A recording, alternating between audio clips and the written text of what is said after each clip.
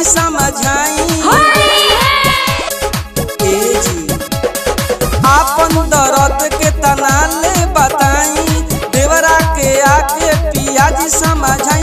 अरे धोवल धावल साया लसर लसर माई होलिया में चोलिया फरलस रे माई अब कौना दर्जी से जाके सियाई होलिया में चोलिया फरलस रे माई अब कौना दर्जी से जाके सियाई।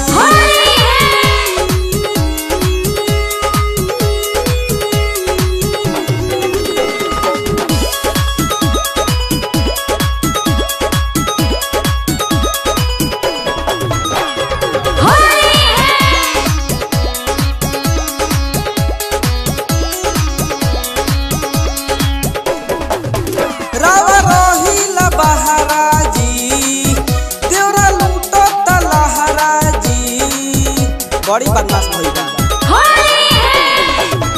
रावा रोहिला बहारा जी देवरा लूटत लहरा जी।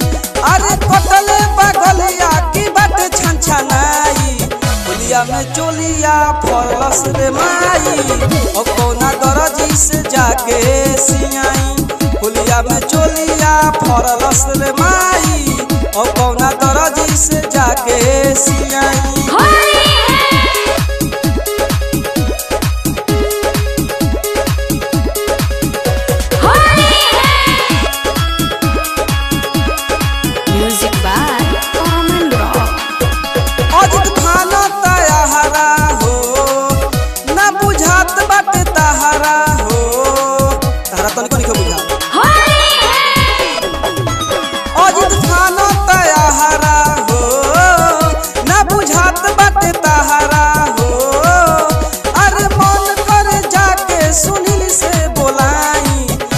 में चोलिया फरलस रे माई अब कौना दर्जी से जाके सियाई होलिया में चोलिया फरलस रे माई अब कौना दर्जी से जाके सियाई।